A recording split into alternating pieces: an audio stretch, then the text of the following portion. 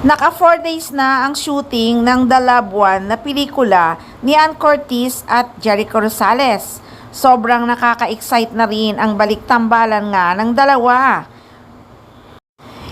Hindi rin kasi maikakaila na may chemistry din talaga si Ann Curtis at Jericho Rosales.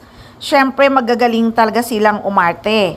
At si Echo, marami talagang aktres ang gustong makatambal sa isang project. At marami din talagang aktres na nangangarap na makapareha nga si Jericho Rosales.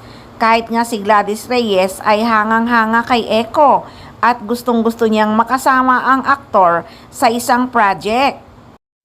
Si Jericho Rosales talaga ang sinisigaw ng mga aktres sa showbiz. Pero sana nga pagkatapos ng Ann Curtis at Jericho Rosales, sila naman muna ni Janine Gutierrez ang magtambal. Gustong-gusto na talaga ng mga fans na magtambal muli ang dalawa.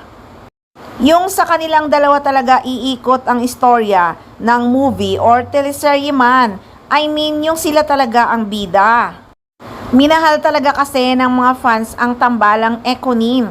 Kahit na nga couple sila in real life. Nakaka-inlove din talaga ang love story ng Econin, di ba? Sobrang kilig ang love story nila. Nani sa panaginip ni Janine Gutierrez ay hindi niya nga akalaing magiging magjowa silang dalawa ni Jericho Rosales. Inulit-ulit ko kasi noon yung guesting nila sa Rainbow Rumble na talagang ibinuking ni Janine si Jericho kung paano nga siya niligawan ng aktor. Para-paraan lang daw talaga si Echo na mag-script reading sila ni Janine. Nakakatuwa pa yung pagbubuking ni Janine kay Luis Manzano noong nag-guest nga sila sa Rainbow Rumble. Sa totoo lang, sabi po kasi ni Echo magsi-script reading po kami. Niyaya ka, script reading. Oo, kasi di pa kami nagkaka-work, di kami magkakilala. Tapos yung role namin mag-asawa agad. So syempre, kung di kami magbabanding, baka awkward sa taping. Tapos? Para sa ikagaganda ng Lavender Fields, di ba? Wow! Wow! Talagang nag-meeting kami. Medyo, kamusta yung script reading? Eh di, walang nabuksang script. At andito na tayo ngayon.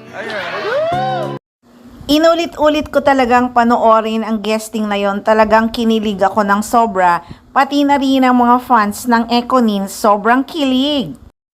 Kaya hiling talaga ng mga fans, sana daw pagkatapos ng shooting ng pelikula ni Jericho Rosales at Ann Curtis ay may updates na at may maliwanag ng balita sa gagawin ngang movie or teleserye ng Econin.